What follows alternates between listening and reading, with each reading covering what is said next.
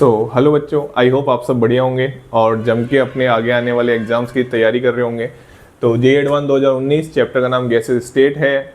Gases state को अभी मैंने चैप्टर को उठा रखा है और इसके 2006 तक के जे एडवांस के PYQ जल्द ही आपको देखने को मिलने वाले इस चैनल पे, ठीक है ना। आइए क्वेश्चन को पढ़ते हैं। क्वेश्चन सिंपल है बट आपको ऑब्वियसली फंडामेंटल आपके क्लियर होने चाहिए।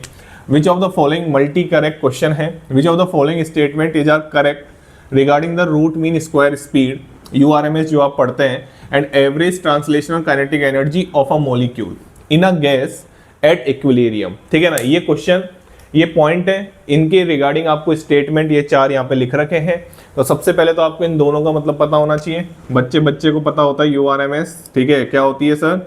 URMS होती है √3RT/m, ठीक है।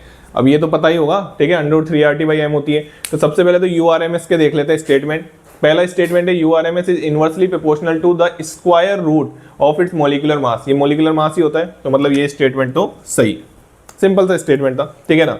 इसके बाद दूसरा statement URMS is doubled when its temperature increased 4 times. हाँ भैया, जब आप टेम्परेचर को 4 टाइम्स करोगे तो रूट के बाहर आएगा तो 2 टाइम्स ही होगा ना। अरे यार, इतना तो मेरे को समझ में आ रहा है कि आपको आता होगा कि URMS is doubled when its temperature increased 4 times. जब T को 40 करोगे तो रूट के बाहर क्या आएगा? 2 आए। अरे बाकी सब कांस्टेंट है, बाकी का दिमाग मत लगाओ, केवल इस पे दिमाग लगाओ। अगर टेम्परेचर 4 गुना कर दिया तो रूट लोगे तो URMS कितने गुना हो जाएगी? डबल। तो ये भी स्टेटमेंट सही।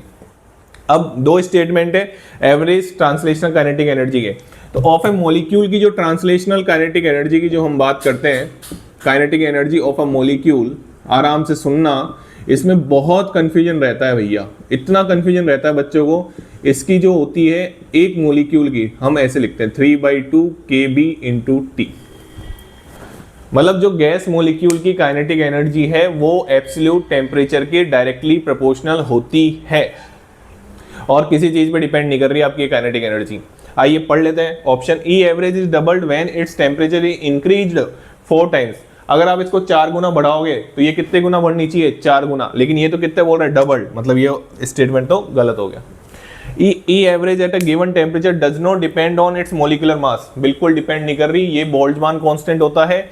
आपने पढ़ा भी होगा, आपको पढ़ाया भी जाता होगा। Kb बराबर होता है R/Na।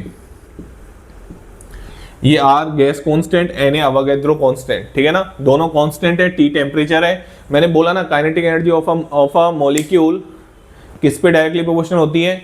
किसके डायरेक्टली प्रोपोर्शनल होती है? एब्सोल्यूट टेम्परेचर के, ठीक है ना। चलिए, तो ये वाला स्टेटमेंट भी हमारा सही है, ये मास पे डिपेंड नहीं करती है, ठीक है। अब आपको kinetic energy of a molecule तो बता दिया, लेकिन अगर आपसे kinetic energy of A 1 mole molecule पूछ लेता, पहले तो इस क्वेश्चन का आंसर बता दो। इस क्वेश्चन का आंसर आएगा A, C और D।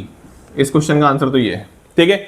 अब मैं आपको ये बताना चाह रहा हूं कि अगर kinetic energy of 1 mole molecule पूछ लेता, इसमें बहुत दिक्कत आती है बेटा, बहुत दिक्कत आती है बच्चों को। 1 मोल मॉलिक्यूल पूछ लेता तो फिर काइनेटिक एनर्जी का फॉर्मूला होता 3/2RT। और अगर kinetic energy of n mole molecule पूछ लेता तो फॉर्मूला होता 3/2nRT, ठीक है ना। हाँ, ये 3 फॉर्मूले चलते हैं पैरेलली में। बच्चे बहुत कंफ्यूज रहते हैं इन 3 फॉर्मूलों में, 3/2 kBT, 3/2 RT, 3/2 nRT, ठीक है ना।